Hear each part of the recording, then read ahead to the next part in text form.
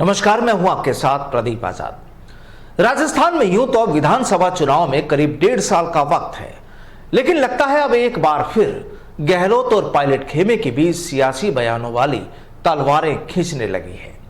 अब तो हालात ऐसे हो गए कि केवल दोनों खेमों के नेता ही नहीं बल्कि उनके सेनापति भी खुलकर मैदान में आमने सामने आने लगे हैं।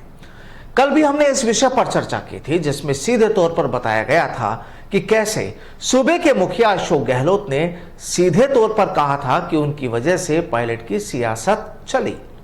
उन्होंने ही कांग्रेस आलाकमान से उन्हें टिकट देने की सिफारिश की थी, तो जाहिर है कि पायलट भी कैसे चुप रहते। उन्होंने भी कल कह दिया कि अशोक गहलोत की बेटी वैभव गहलोत को लोकसभा चुनाव का टिकट दिलाने के लिए उन्होंने ही कांग्रेस आलाकमान से सिफारिश की थी। तो कहानी यही कि अब सूबे की सियासत में गर्मी आने लगी है। अब देखिए, एक कांग्रेसी विधायक ने तो यहां तक कह दिया कि अगर सचिन पायलट को तवज्जो नहीं दी गई तो फिर कांग्रेस के हाल खराब हो जाएंगे। वहीं दूसरी ओर गहलोत खेमे के नेता भी अब अंदर ही अंदर कहने लगे हैं कि बिना गहलोत कुछ भी नहीं। दरअसल अब सवाल ये कि राजस्थान में अगले साल होने वाले चुनाव में कांग्रेस के हालात कैसे होंगे, क्योंकि जिस तरह से अभी से कांग्रेस में दरार पड़ना शुरू हो गई, उसे देखते हुए आगे की तस्वीर को आप भी आसानी से समझ सकते हैं।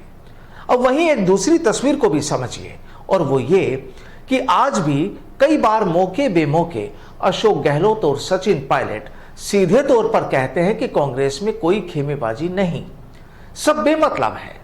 लेकिन जब तस्वीर का दूसरा पहलू सामने आता है तो फिर अंदर की आत्मा की आवाज भी सामने आ ही जाती है।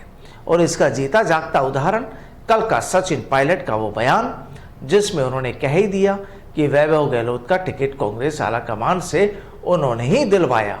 तो वहीं कुछ वक्त पहले गहलोत का वो बयान कि पायलट को टिकट उन्होंने ही दिलवाया।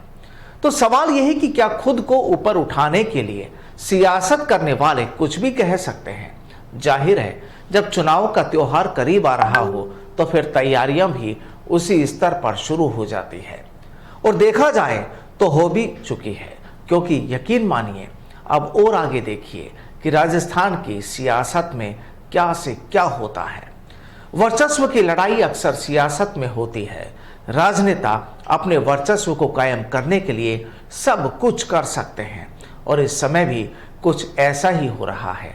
जाहिर है, एक बार फिर गहलोत वर्सेस पायलट की कहानियां तैयार होने लगी है, क्योंकि ना तो इनकी सेना कम और ना ही सेनापति। तो ये थी राजस्थान की सियासत की एक वो कहानी जो आने वाले वक्त में आपको भी नजर आएगी।